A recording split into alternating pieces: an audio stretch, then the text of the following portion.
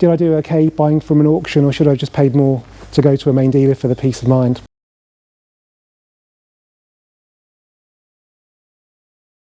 Hello guys, and welcome back to the channel. Now today's video is a follow-up to the video in which I bought a Porsche Boxster GTS from a car auction. Big thanks to everybody who's watched and commented on that video. It's great that a brand that's only ever been on this channel once before has had such a warm reception from you guys.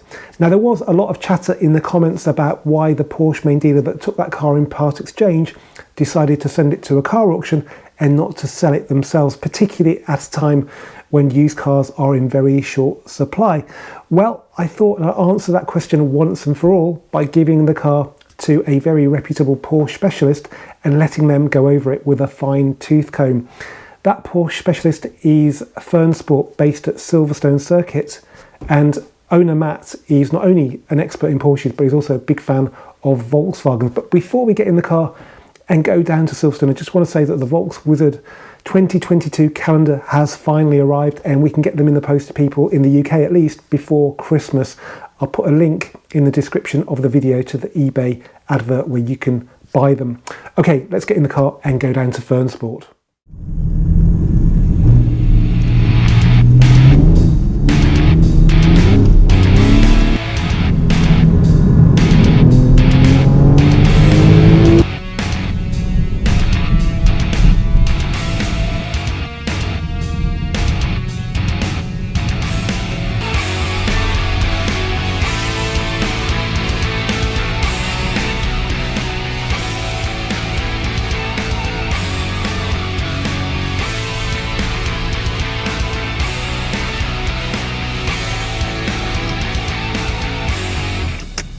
Okay, I'm here at Fearnsport with Matt, the proprietor, and Matt's very kindly agreed to give my Boxster a good going over. So Matt, what are you going to actually do to the car? Just bring it into the workshop, plug into it, have a read out, see what it's got to say for itself, pop it on the ramp, and just generally give it an inspection, see what we've got. Now Matt's a bit overqualified for dealing with a humble Boxster, because if you look around here there's some serious exotica, but if anything that means that we're going to get a real thorough inspection and finally find out, hopefully, why Porsche Reading sent it to auction. So yeah, over to you, Matt. No problem, I'll bring it in, put it on the ramp. Great, thanks.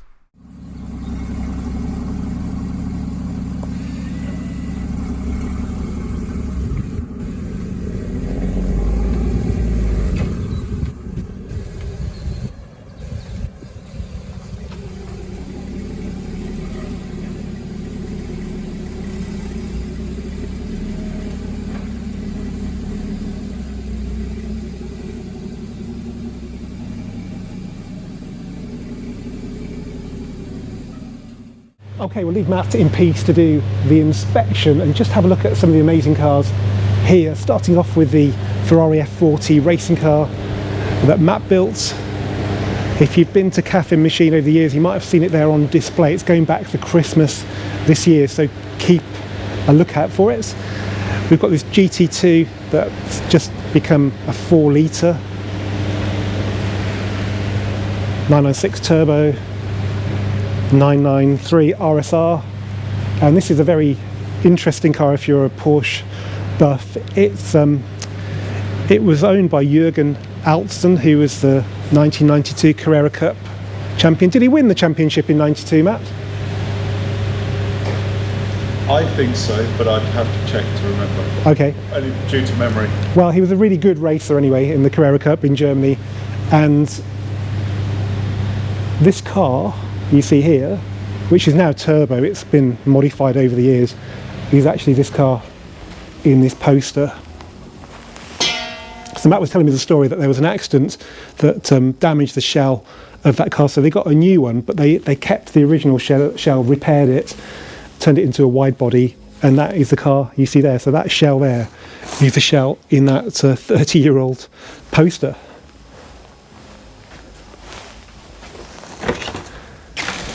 Okay, this is the reception and customer waiting area at Fearnsport, and as you might expect, it is a bit of a Porsche heaven, but there are some other brands here you might be interested in. So, firstly we have a picture of Matt's G60 that he actually only sold quite recently. Matt's a bit of a secret golf fan, as you can probably tell by what's waiting out there for us to have a look at in a sec. That's a Mark 7 Golf GTI Club Sport S, a very rare one. We'll have a look at that in a sec. We've also got some GR Yaris seats in here, and there's a good reason why they're sat here. So let's go outside and have a look at those two cars. Before we do that, I was amazed to walk in here and see a Racing Line box. This is an oil cooler kit, and also there's a genuine Volkswagen oil filter and sump plug for this car. So it's the black Club Sport S. It's got spacers on it, so it looks a little bit more purposeful. But there is something special about this car, more so than even a normal Club Sport S. Can you tell yet? There's another clue in the centre console. Number 103 of 400, which is cool. That's a really low number, but can you tell it's got no air conditioning? It says a lot about it that he lives with Porsches, and yet he loves this car. But there is a common denominator. That's Carsten Schefstadt, who worked on the GT2 Porsches. Down here we have the oil catch can from Racing Line. That's something to do with the screen wash, isn't it? That's the R600, and we've got the turbo elbow and inlets. And down there as well is, you probably can't see it with this R600, there's their high pressure pipe as well to the intercooler from the turbo. So that's nice. This R600 is a very nice bit of equipment. You can see how well it fits with the rest of the underbody equipment. I've actually got one to go on my Mark 8, so that's a video coming soon. So yeah, I used to own one of those, still miss it. Never owned one of these though, maybe I will one day. So this is Matt's GR Yaris. As you can see, it's used properly, particularly if you look at the near side, which is rally car brown. It's got spacers, but it's not been lowered. There are a couple of mods under the bonnet we'll talk about in a sec, but the most important mod for anybody over the 5'8" is what he's done to the interior. So the standard seats which are in there in the reception area have been replaced with his Corbeau bucket seats, and they've got his custom mounting, which means that for Matt, who's 5'10", he gets a really good driving position. It's also got a spacer for the steering wheel to bring the steering wheel in closer to him. It's done 10,000 miles, which is quite a lot for a 21 plate GR Yaris. That's the same as I've got on my Club Sport Mark 8. It's roughly the same age, so yeah, he does like to use it. I'll just get in and show you the difference in the seating position. So as a normal 6-footer in the standard car, I'd be probably up here, but if I sit back comfortably in the seat, I've got my benchmark mouth in line with the top of the steering wheel, which is how I like cars. The steering wheel's probably a bit too close for me, but it's Matt's perfect driving position now, which it wasn't when he bought it. We can just start it up. I've got the key on me. There you go. He's done nothing to the exhaust, so it sounds perfectly standard. If you guys are interested in this car, I can make a video on it, no problem. Matt's very happy to let me do that. So yeah, just say in the comments it's not a Volkswagen, but it is a very interesting car, particularly because it's been modified. Let's just have a look under the bonnet.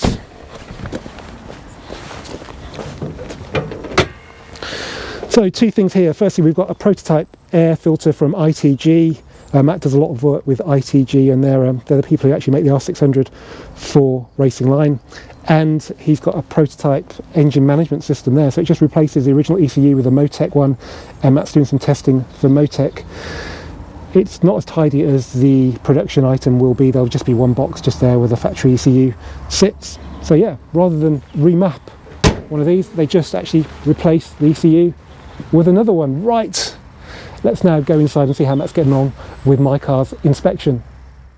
Okay, the first part of the inspection has now been completed. So Matt's done the diagnostic scan and he's had a good look underneath. So what have you found, sir? Not a great deal, to be honest. It's all in pretty good shape. There are a number of items that could have led Porsche to put it into auction, namely with this silencer here.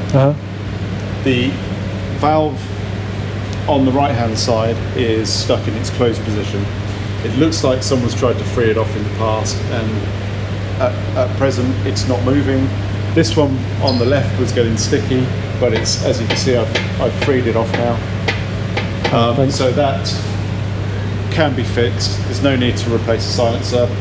To be perfectly honest, the fixings and gaskets on these cars don't live forever, so it would be a good idea to drop the exhaust off at some point, do the gaskets, do the fixings, any clamps that it needs, and at the same time fix the actuator on the right hand side.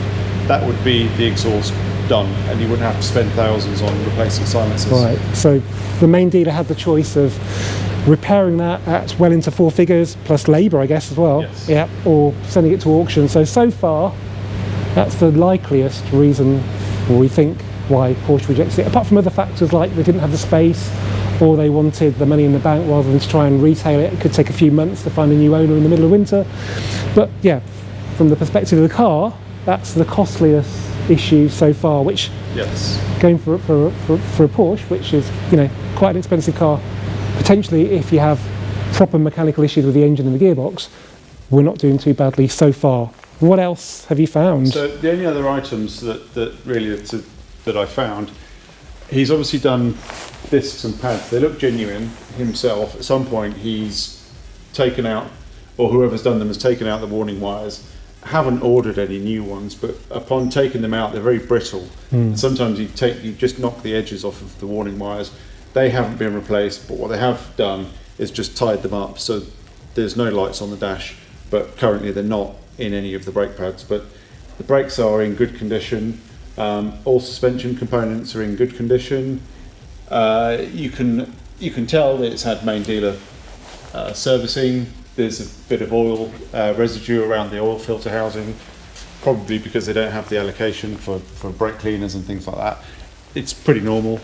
Going over the rest of the car, other than doing fixings on the exhaust, I would say it's looking pretty good. Okay, that's good news. That kind of concurs with my verdict when I had a look at it a couple of days ago. But what I couldn't do was a diagnostic scan. So what have we found via computer? So there's no real faults with the car at all. I think there's possibility where it hasn't been used, the battery's gone flat, so there's some communication errors which have all cleared down and not come back. I've rechecked it all.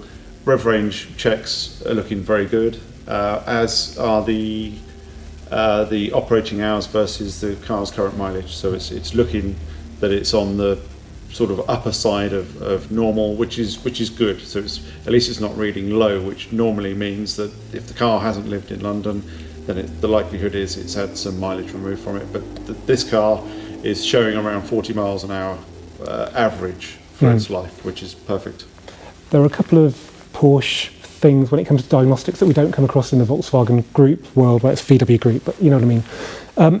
Firstly, the one is over revs, which is really annoying, I guess, with a performance car, but the computer logs when the upper end of the rev range. I mean, what would you say is the threshold? It's not even changing gear badly, because this is an auto. So well, exactly. So if you can still clip rev limiters. So with a PDK, you normally only see maximum up to rev range 3. But the inertia, if you clip the rev limiter in first or second gear in one of these, then the physical acceleration of the engine will go over rev range 1 and clip rev range 2. But that doesn't mean that it's had a mechanical over rev, you've missed a gear or anything like that. These cars can't do that.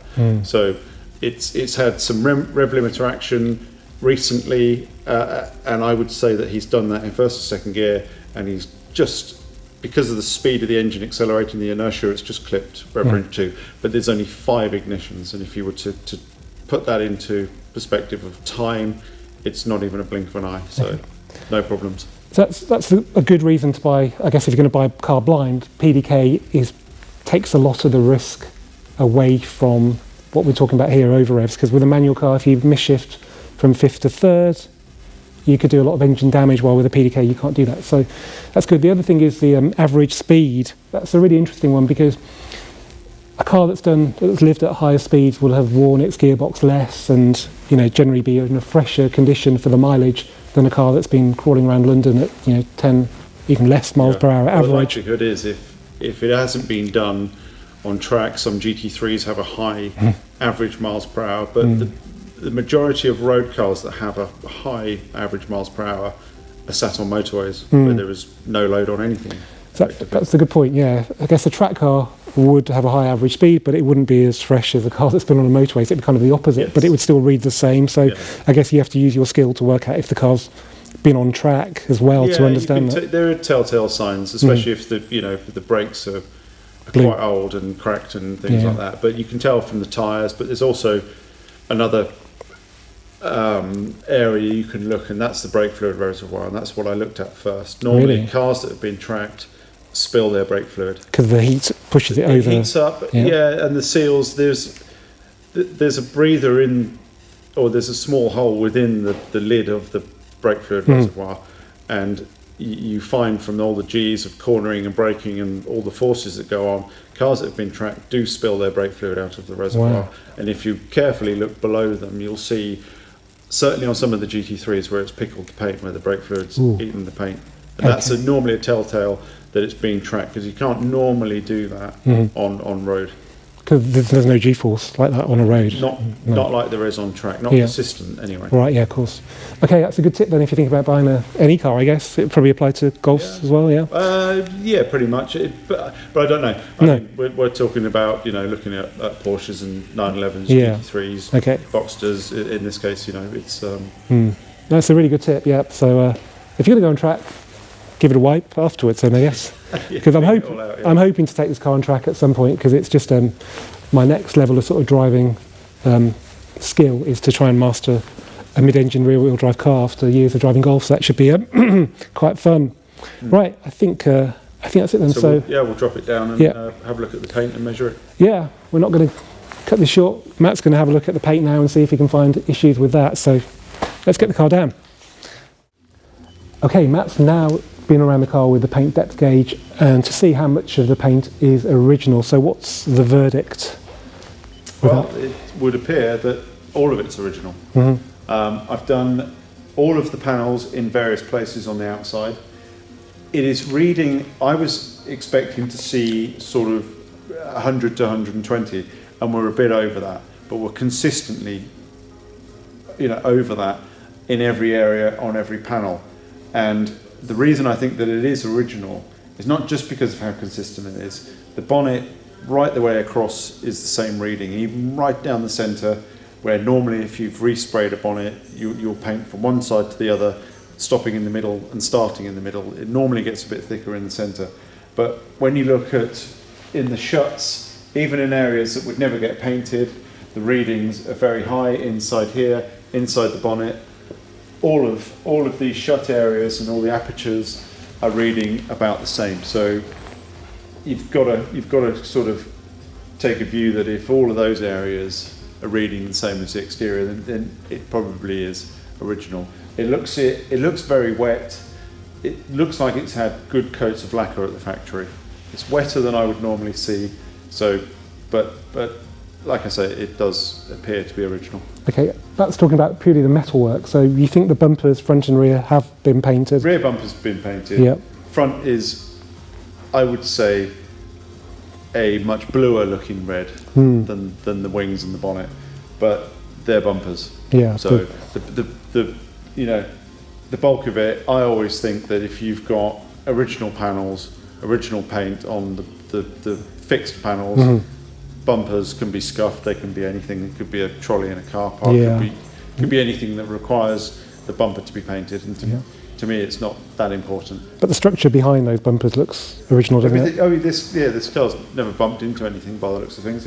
Everything seems to be in its place. You can normally tell that things, once you crunch something, it doesn't fit the same again. But this car, its panel gaps, everything aligns, and most importantly, everything looks correct. And that's important because mechanical stuff, by and large, can be fixed to perfect standard, but bodywork, it's a bit of an inexact science. So really, actually, this has meant more to me than the mechanical side of things. So that's a good result. Now, the last bit of this inspection is for Matt to go and drive the car and give us his verdict on how it operates as a car. So you've got the keys, haven't you? I've got your keys, but you've got my keys. So yeah, let's we'll get it off and go for a drive. Brilliant.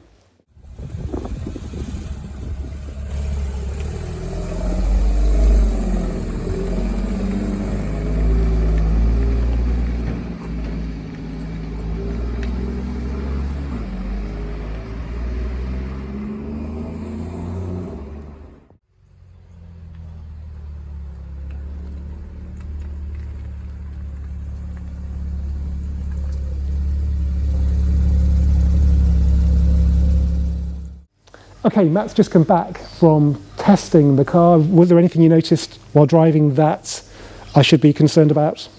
No, the car drives to me completely normal. The power's good, the handling is fine. I know it's greasy outside today, but you know, everything drives as it should. The brakes are fine. I think it's a nice car. Oh, that's great. Was there anything obvious with the exhaust valve shut that you noticed when the car was in the air? Did you notice anything while you were driving that related to that? Yes, you can always tell. Even when a GT3 comes in here with the similar setup with the valves, one's shut, one's open because of a fault, you can hear that, and I hear it straight away. When you're wide open throttle in the car, I can hear that there's a muffled sound in the silencer that's not correct. So that does need sorting. Do I need to adapt my driving to accommodate that until it's fixed? Could it damage the engine if that's left? I think on the road it'll be fine, but to be perfectly honest, when you're at high RPM, full load in the car, at the moment the right hand bank has the valve shut because it's stuck shut, and the other side can operate between open and closed, and at full throttle it'll be open. So for me, they both need to be operating perfectly for the engine to have that correct balance. Okay, so a little job I've got to do, but in summary then, did I do okay buying from an auction, or should I have just paid more to go to a main dealer for the peace of mind? There is always a risk, but in this instance, if you put a bit of time into the car, take the exhaust off, free it off, make sure it all works, and put it back on, I mean, the benefit in that is you get to renew gaskets and fixings, which they all need anyway. So, to be perfectly honest, touch up the stone chips and you've got the right car. And you think paint the bumpers as well, because there is a bit of a mismatch on the front. We don't know why, there's nothing behind the bumper that appears to have been damaged. No. And the back one's got that repair that's a bit nasty. But yeah, the rear bumper hasn't been painted very nicely, so that would be worth doing. And to be honest, I think the front bumper does stand out a tiny bit. That it's a bit of a, you know, the shade isn't correct for it. Yep. Do that, job done. Great. So it's just reassuring to know, A, that I haven't bought a really bad car, and also that it's kind of safe to start enjoying it now, and then with a few jobs to keep me occupied until the spring, when hopefully I'll be able to take it abroad and enjoy it to the full. Anyway, big thanks to Matt here at Fearnsport for taking his time out today to do the work, and it's been amazing just having a look around here, seeing all these very, very special cars. Although the Club Sport S and the GR Yaris were pretty impressive as well to a VW person like me. Matt's very kindly agreed to let me drive the GR Yaris. If you guys want me to, so just say in the comments and I'll be back here and give it a go. Hopefully on a drier day. Doesn't matter. It doesn't matter if you're driving it. It probably would matter if I was anyway. Anyway guys, thanks for watching this Volks Wizard video. As ever, if you've enjoyed it, please give it a thumbs up, please do comment, please do share, please do subscribe, and I'll see you for the next one very soon. Thank you.